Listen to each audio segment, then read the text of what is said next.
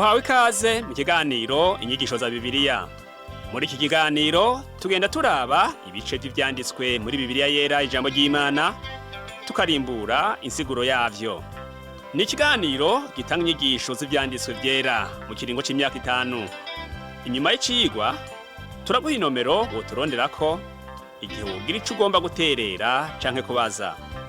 Kaze twumvirize kandi twigishwe.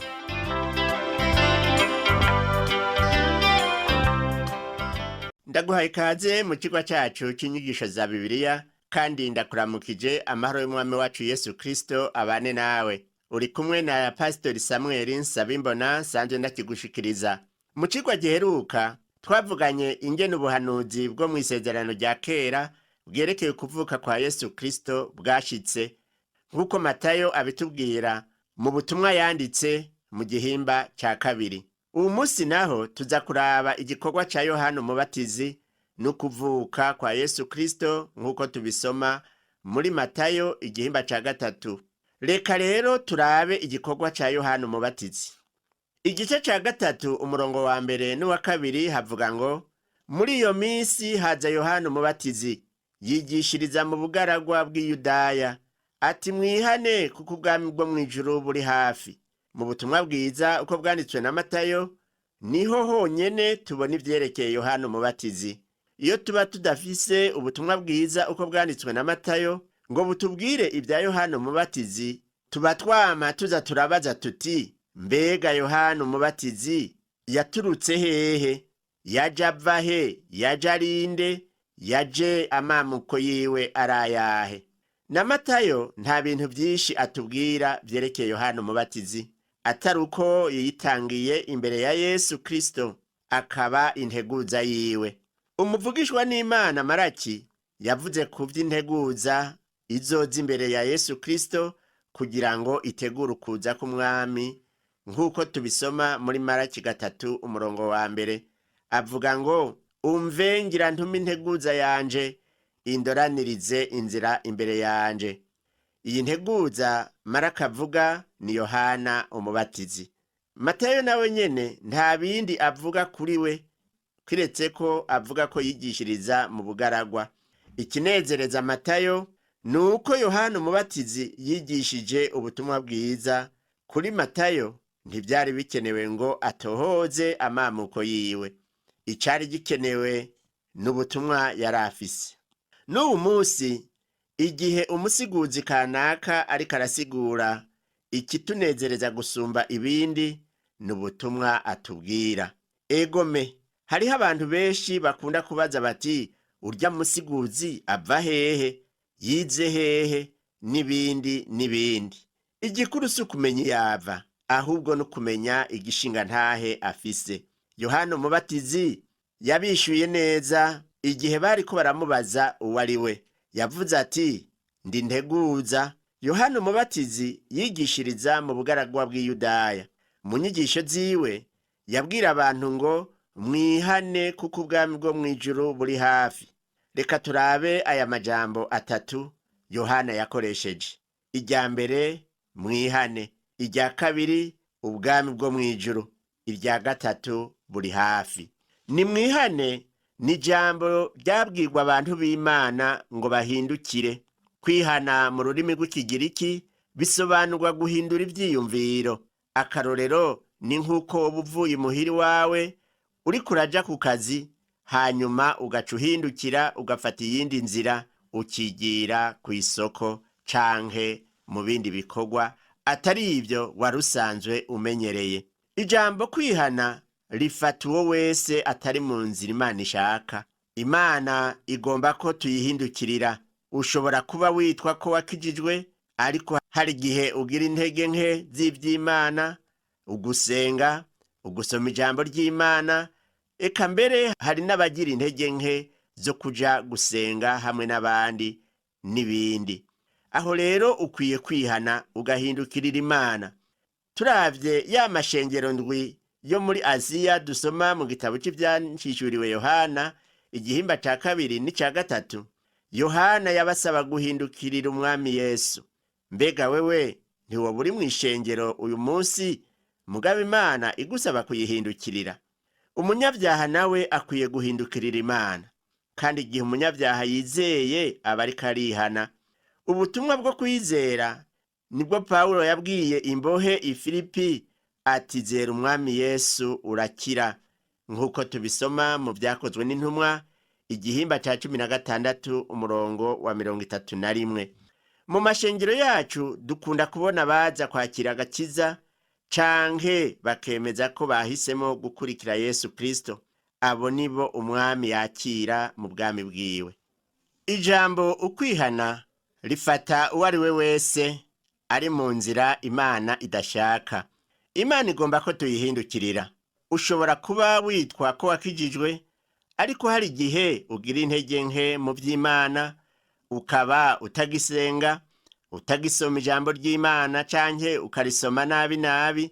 Hari naho bishika umuntu ntabakija no mu rusengero gusenga n'ibindi. Aho rero ukwiye kwihana ugahindukirira Imana. Turavye ya mashengero ndwi yo muri Aziya dusoma mu gitabo cy'ivyahishuriwe Yohana igihimba ca 2 n'ica 3, Yohana yabasaba guhindukirira umwami Yesu. Mbega wewe ntiwoba uri mw'ishengero uyu munsi, mugabo Imana igusaba kuyihindukirira? Rero kwihana ni uguheba irya nzira mbi warimwo, ugakurikira inzira ya Yesu Kristo, maze ukamwizera. Ubutumwa rero butegerezwa kubwirwa abazimiye ngo bahindukire bizere umwami Yesu Kristo. Mu mashengero yacu dukunda kubona abaza kwakira agakiza canke bakemeza ko bahisemo gukurikira Yesu Kristo. Abo ni umwami yakira mu bwami bwiwe. Reka turabe ubwami bwo mwijuru nabwo ico busigura. Ubwami bwo mwijuru ni ubutegetsi bwo mwijuru canke inganji yo mwijuru ngaha kw'isi. Umwami Yesu niwe mwami. Ntushobora kuronka umwami atabwami buhari. Umwami ategerezwa kuba afise ubwami aganza. None Yohana umubatizi yashatse kuvuga iki ngo ubwami bwo mwijuru buri muri mwebwe? Kubera ko umwami Yesu yaje, Yohana umubatizi yagomba kuvuga ko ubwami bwo mwijuru buri mu mwami yamaze gushika muri twebwe, ari we Yesu Kristo. Ni bande bagize ubwo bwami? Abo bose bamwakiriye bakamumenya nibo bagize ubwami bw'umwana w'Imana. Abo rero nabiwe kandi bafitaniye imigenderanire myiza y'urukundo. Abagize ubwami bwiwe bategerezwa kumwumvira bakamukunda, kuko urukundo nirwo guhunga imigenderanire. Mu butumwa bwiza uko bwanditswe na Yohana igihimba ca 14 umurongo wa 15, Yohana avuga ati, muri abakunzi banje, uwo ni Yesu abivuga, nimwakora ibyo ndabagera. Ubwami bwo mwijuru ngaha kw'isi rero buzoba buganzwa na Yesu Kristo. Ubwo bwami ntiburashingwa, ariko uyu munsi Yesu aganza imitima yabo bose bamaze kumwakira. Umunsi urizina azoza gushinga ubwami bwiwe ngaha kw'isi, kandi igihe azozira azotsinda abo bose bazoba bagomba kurwanya ubwami bwiwe. Ubwami bwo mwijuru buri hafi kubw'umwami wacu Yesu Kristo. Haleluya. Matayo rero atubwira ko ivyanditswe ari ugushitsa ubuhanuzi. Nico gituma ku murongo wa 3 havuga ngo, uyu niwe yavuzwe na Yesaya yavugishwa n'Imana, ati ijwi ry'usemererera mu bugaragwa, ati nimutegure inzira y'Uhoraho, mugorore iz'ibihamo ziwe. Ubu buhanuzi Matayo atubwira buri mu gitabo c'uwavugishwa n'Imana Yesaya igihimba ca 40 umurongo wa 3 havuga ngo, ijwi ry'usemererera mu bugaragwa, ati nimutegure inzira y'Uhoraho mu bugaragwa, musenera Imana yacu inzira y'iroro mu bweranyange. Yohana umubatizi yari ijwi ry'usemererera mu bugaragwa. Intumbero yiwe kwari ugutegura imitima y'abantu ngo bitegurire ukuza kwa Kristo. Mu bavugishwa n'Imana tubona mu isezerano rya kera niwe wa nyuma. Kubera ko Yohana umubatizi yari umuntu adasanzwe, maze ab'i Yerusalemu n'ab'i Yudaya bose n'igihugu giherereye kuri Yorodani cyose bava iwabo baza kuri we. tubisoma ku murongo wa 5. Abantu benshi bavuye mu mihingo itandukanye bagize amakenga yo kuja kuraba Yohana Umubatizi. Nta shengero yari afise, nta kibanza nka vya bindi bita amasitade canke ibibuga vy'inkino yari yarasavye ngo yakiriremwo abo bantu baje kumuraba. Mpwemu w'Imana yari kuri we, kuko abantu bose baza kuri we yaca babatiza, nk'uko tubisoma ku murongo wa 6 havuga ngo babatizwa nawe mu ruzi Yorodani batura ibyaha byabo. Icatumye bemera kubatizwa kwari ukwerekana ko bahevye ubugingo bwabo bwa kera, hanyuma bagahindukirira ubuzima bushasha. Ubu naho reka turabe ico Yohana Umubatizi yavuze ku bafarisayo n'abasadukayo. Igice ca 3 umurongo w'7 n'uw'8 muri ubwo butumwa bwiza uko bwanditswe na Matayo haravuga ngo abonye benshi bo mu bafarisayo no mu basadukayo bazanywe no kugira ngo ababatize, arababaza ati mwabana b'inzoka mwe, ninde yababuriye ngo muhungu burake buzoza? Nuko mwama imbuto zikwiranye n'ukwihana. Igihe abantu benshi baza kuri we yaca babatiza, ariko abafarisayo n'abasadukayo baje yanka kubabatiza. Iyumvire nawe haje umusiguzi mu ishengero urongoye, hanyuma atanguye kuvuga akatangurira kuri aya majambo avuga ngo mwabana b'inzoka, ninde yababwiye kuza hano mu rusengero? Emwe nta kabuza mwese mwoca muvira hasi rimwe mukamwiyamiriza. Yohana yashatse kubabwira imbere yo kubatizwa ko bakwiye kubanza kwizera, bakihana, bakama imbuto nziza mu bugingo bwabo. Kandi n'uyu munsi ico nico kibereye abantu baza mu rusengero rw'Imana. Umuntu ntashobora kubatizwa n'amazi atabanje kwihana ibyaha vyiwe. Igituma Yohana yabise abana b'inzoka, yarazi ikiri mu mitima yabo n'ikibagenza. Nico gituma ku murongo wa 10 yavuze ati mwoye kwiyumvira mu mitima muti dufise Aburahamu niwe sogokuruza. Ndababwira yuko aya mabuye Imana ishobora kuyakuramwo abana ba Aburahamu. Ariko incabiti igenekerejwe ku bishitsi vy'ibiti, nuko igiti cyose kitama ivyiza kiratemwa kigatererwa mu muriro. Yohana Umubatizi yavuga amajambo akomeye. Mw'isezerano rishasha tubona ivy'ukwama imbuto. Kwama imbuto biva ku giti cama. Iyo igiti kitama nta mbuto ziboneka. Igiti cyose cama imbuto zaco. Yohana Umubatizi yavuze kandi yuko incabiti igenekerejwe ku gishitsi c'igiti. Incabiti iragenekerejwe ku gishitsi kitama. Nukuvuga yuko igiti kitama kiba cimirije gucibwa hanyuma kigatererwa mu muriro.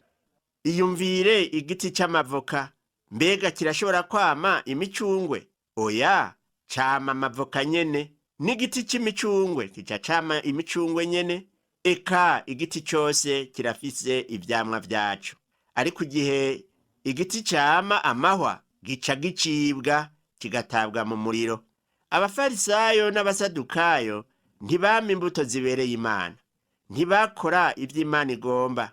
Igisigaye kuri bo kwari uguhona. Ibi rero nivyo Yohana Umubatizi yababwira ati igiti kitama imbuto kiratemwa kigatabwa mu muriro. Ku murongo wa 11 Yohana Umubatizi avuga ati nukuri jeho ndababatiza mu mazi mwo mwihane, ariko uwuzoza hanyuma yanje andusha ubushobozi, ntibimbereye no kumutwaza inkweto. Uyo azobabatiza muri mpwemu yera no mu muriro. Yohana Umubatizi ati jeho ndababatiza mu mazi, ariko uwuzoza hanyuma niwe azobabatiza muri mpwemu yera no mu muriro. Haciye imyaka ishika 2000 ivyo bivuzwe na Yohana Umubatizi. Wewe nanje turi mu gihe ca mpwemu yera, aho Kristo abatiza muri mpwemu yera. Azobatiza mu muriro niyaza ubugira kabiri. Umuriro rero bisobanurwa guca imanza. Hari umuntu avuga ngo kuri wa munsi wa Pantekoti abizeye babatijwe muri mpwemu yera no mu muriro, kuko dusoma mu ijambo ry'Imana ngo haza igihinda kivuye mu ijuru giturumbuka nk'uguhinda k'umuyaga w'inkomezi, gikwira hose mu nzu bicayemwo, hababonekera ibirimi vyigabanije nk'ivy'umuriro bibaja kumwumwe, nk'uko tubisoma mu vyakozwe n'intumwa igihimba ca kabiri umurongo wa kabiri n'uwa gatatu. Ivyo bihinda ntiwari umuyaga, ntiwari umuriro, eka kwari ukuza kwa mpwemu yera. Rero igihe mpwemu yera yaja ku bigishwa ba Yesu, ntikwari ugushitsa umubatizo w'umuriro. Ibatisimu y'umuriro izoba mu gihe c'ukuza kwa kabiri kwa Yesu Kristo, aho azoba aje guca imanza. Reka ubu naho turabe ingene Yohana yabatije Yesu. Mu gihimba ca gatatu umurongo wa 13 haravuga ngo, ico gihe Yesu ava i Galilaya aja kuri Yorodani, aje kuri Yohana umubatizi azanywe no kubatizwa nawe. Yesu ubwiwe yigereranije n'abanyabyaha. Yesaya yavugishijwe ko yaharuranywe n'abanyabicumuro, nk'uko tubibona mu gihimba ca 53 umurongo wa 12 muri uko kuvugishwa kwa Yesaya. Intumbero nkuru rero ya Yesu Kristo yatumye abatizwa kwari kugira ngo yigereranye natwe. Ntiyerekanye ukwihana. Wewe nanje nitwe dukeneye kwihana hanyuma tukabatizwa. Ikindi catumye abatizwa mu mazi cari kigereranyo c'urupfu. Urupfu niko rwari ibatisimu yiwe. Iyindi ntumbero yatumye Yesu Kristo abatizwa, mu gihe yabatizwa yari amaze gutoranirizwa igikorwa c'ubuherezi. Nico gituma mpwemu yera yamuzako, kubera igikorwa c'ubuherezi yari amaze gutoranirizwa. Ikintu cose Yesu yakora cakogwa mu bubasha bwa mpwemu yera. Umwe atigeze kumenya icaha, Imana yamuhinduye icaha ku bwacu, kugira ngo muri we duhinduke ukugororoka kw'Imana. Niko tubisoma mu ikete Paulo yandikiye abikorinto mu gihimba ca 5 umurongo wa 21. Yaharuwe kw'icaha, ariko nta caha cari muri we. Icaha canje nawe camushizweko atakiri muri we. Rero wewe nanje twakijijwe kuko yatwishushanijeko. Yatwishushanije nawe mwibatisimu. Petero avuga ati, ayo niyo abakiza namwe mu buryo bw'ikigereranyo c'ukubatizwa. Ni cete ca kabiri Petero yanditse mu gihimba ca 3 umurongo wa 19. Dukizwa kubw'ibatisimu yiwe. Gukizwa ni kuba muri Kristo Yesu. Mbega uba warifatanije na Kristo muri ubu buryo bwo kubatizwa mu mazi? Dukwiye kumenya ko dutegerezwa kwifatanya na Kristo Yesu dufashijwe na mpwemu yera. Umubatizo w'amazi ni ubishingira intahe. Yesu amaze kubatizwa yaciye ava mu mazi, maze ijuru riruguruka, abona mpwemu w'Imana amanuka asa n'inuma amugwako. Buno rero ijwi riva mu ijuru riti, uyu niwe mwana wanje nkunda akampimbara. Tubisoma ku murongo wa 16 n'uwa 17. Muri iyi mirongo tubonamwo ubutatu. Yesu ariko arava mu mazi, mpwemu w'Imana amuzako asa n'inuma. Hanyuma se ari we Mana avuga ari mu ijuru ati, uyu niwe mwana wanje nkunda akampimbara. Muri iki gikorwa cyo kubatizwa kwa Yesu tubonamwo Data Imana, umwana wayo Yesu Kristo hamwe na mpwemu yera. Reka dutandukire igihimba ca 4, aho tuza kubona ingene Yesu yageragezwa na Satani mu bugaragwa. Muri iki gihimba nyene turabona Yesu yigishiriza i Kaperinaumu, hanyuma kandi turabona Yesu ahamagara abigishwa biwe 4 ba mbere. Matayo mu kwandika ivyerekeye Yesu yagiye arakurikiranya ku rutonde ubuzima bwiwe. Ubwa mbere Yesu yaje ngaha mw'isi avukira muri twebwe. Hanyuma yishushanya natwe igihe yabatizwa. Yakuze nk'abandi bana bose uretse ko atacaha yigeze akora. Mwibatisimu yiwe yishushanije natwe, yashizwe ku ivyaha vyacu. Ubu rero agerageragezwe. Ijambo kugeragezwa rifise isobanuro zibiri. Iya mbere nukoshwa nabi. Hari ikintu kitwosha gukora ikibi. ariko Yesu ibi ntivyamushikiye ngo yoshwe gukora ikibi kuko yari uwera. Mu butumwa bwiza uko bwanditswe na Yohana igihimba ca 14 umurongo wa 30 haravuga ngo kuko umwami w'isi ari mu kuza, yamara muri jewe nta kintu hafise. Uwo ni Yesu yariko arabivuga. Yesu rero yari uwera, atagira ubugunge, atanduye, yatandukanijwe n'abanyabyaha. Niko tubisoma mu ikete ryandikiwe Abaheburayo igihimba c'indwi umurongo wa 26. Ukugeragezwa kwa Yesu gutandukanye nuko gutuma ugwa mu caha. Iyindi sobanuro y'ijambo kugeragezwa, Imana ntigerageresha abantu gukora ikibi nk'uko Yakobo abivuga mu ikete ryiwe mu gihimba ca mbere umurongo wa 13 avuga ngo umuntu niyageragezwa yoye kuvuga ngo Imana niyingerageje. Mu Itanguriro igihimba ca 22 umurongo wa mbere dusoma ko Imana yagerageje Aburahamu. Imana ntiyamugerageje ariko yari kiramupima ngo ibone ukwizera kwiwe uko kumeze. Imana rero iradupima ngo irabe ko duhagaze mu kwizera. Uko Yesu yageragejwe kwari gukomeye gusumba uko wewe nanje twogeragezwa. Yesu yageragejwe ahejeje kubatizwa, yapimwe kugira ngo yerekanwe ko uko yavuzwe ariko ari. Yarapimwe gusumba uko wewe na jewe dupimwa mugenzi. Ariko rero Imana ntitugerageresha ibyo tudashobora kwihanganira. Reka turabe ingene vyagenze mu kugeragezwa kwa Yesu. Igihimba ca 4 umurongo wa mbere kugeza ku wa 3 haravuga ngo ico gihe Yesu aduganwa na mpwemu mu bugaragwa ngo ageragezwe n'umugwanizi. Amaze iminsi 40 n'amajoro 40 yisonzesheje, abona gusonza. Umugeragezi aza kuri we ati, ni waba uri umwana w'Imana, bwira aya mabuye acike imitsima. Iki kigeragezo gifitanye isano n'ikigeragezo Eva yarose. Iki kigeragezo kijanye n'ivy'umubiri. Eva yabonye ko ico giti cari kibereye kuribwa. Tubisoma mu Itanguriro 3 umurongo wa 6. Umwami Yesu nawe yabwiwe guhindura amabuye umutsima.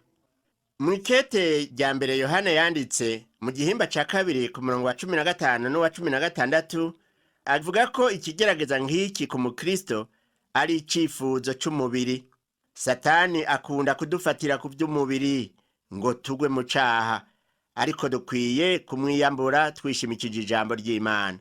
Satani amaze kubwira Yesu ngo ahindura amabuye mw'imitsima, yaciye amwishura ati vyanditswe ngo umuntu ntatungwa n'umutsima gusa, ariko atungwa n'ijambo ryose riva mu kanwa k'Imana. Niko tubisoma ku murongo wa 4.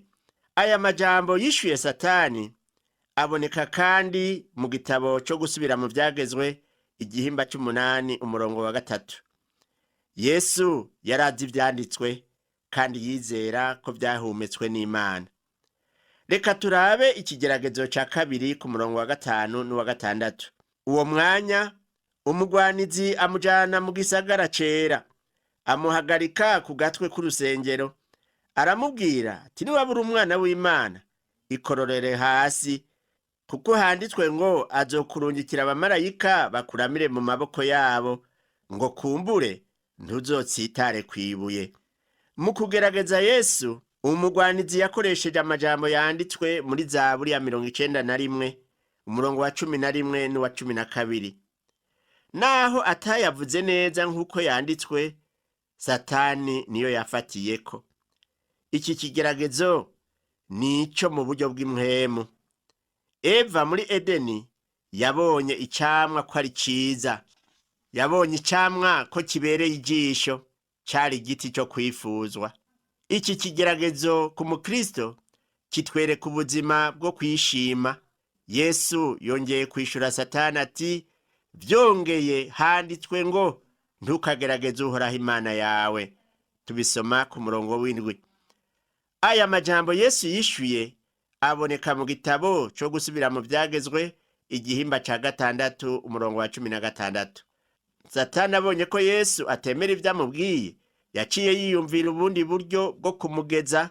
Ku murongo w'8 n'uw'icenda havuga ngo umugwanizi yongera kumujana ku musozi uhagaze cane, amwereka ubwami bwose bwo mw'ijuru n'ubwiza bwabwo, ati ivyo byose ndabiguha niwamfukamira ukansenga. Satani yeretse Yesu ubwami bwo mw'isi n'ubwiza bwabwo, aho kwari kugira ngo Yesu yipfuze ubutegetsi, yifuze gutwara. Eva nawe nyene niko vyamugendeye. Umugwanizi yamubwiye ati amaso yanyu azokwihweza, muce mumera nk'Imana ku vyo kumenya iciza n'ikibi, ko tubisoma mu Itanguriro ryimba ca 3:5. Eva yaraguye mu mutego, ariko Yesu yararusimvye. Abantu benshi iyo bashitse kuri iki kigeragezo baratsindwa. Vyose bishobokera uwizeye. Ni wizera uwo Yesu Kristo yatsinze Satani agatsinda ibigeragezo vyose mugenzi, nawe azogushoboza gutsinda ibigeragezo biri imbere yawe. Reka rero twishire mu maboko y'Imana kugira ngo izotugwanire kandi iduhe intsinzi kubitugerageza, kuko navyo biragwiriye. Mwami Yesu Kristo, turagukengurukiye cane yuko watsinze Satani. Ibigeragezo vyose yazanye imbere yawe ntiwabiguyemwo, kuko nta caha wigeze ukora. Ariko twebwe turabanyantege nke, iyo tugeragejwe hari igihe dutsindwa. Turasavye Mana ngo uduhe inkomezi zo kunesha Satani, udufashe kugira ngo ntidutsindwe n'ibitugerageza. Ndasengeye umuntu ariko arageragezwa, mbere hageze aho yihebuye agomba gutsindwa. Mwami Yesu numutabare kugira ngo abone iyo ntsinzi kandi ayigenderemwo. Ndabisabye mu izina ryawe ryera, amen. Ikigwa cacu cyo kuri uno munsi tukigarukirije ngaha, naho ubutaha. Mwami Yesu aguhezagire.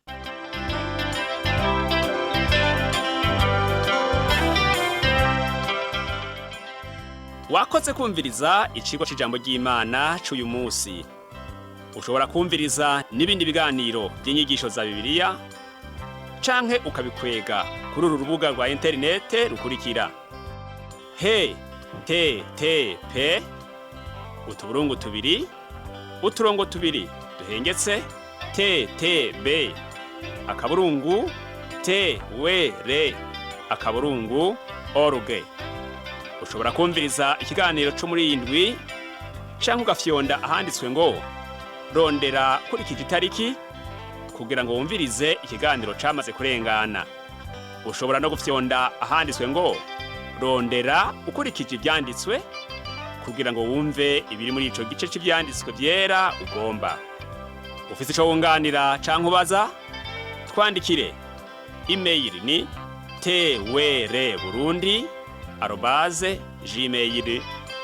twr@gmail.com. Ushobora kandi kudusanga kuri Facebook yitwa Burundi. Ushobora no kutwakura kuri iyi telefone yo mu biro. Inomero ni 22 24 26 57 mu masaha y'akazi. Canke kuri telefone ngendanwa, inomero ni 69 67 12 77 79 74 19 93. Udusanga kandi kuri Whatsapp, nimero ni 79 38 71 99. Yesu aguhezagire.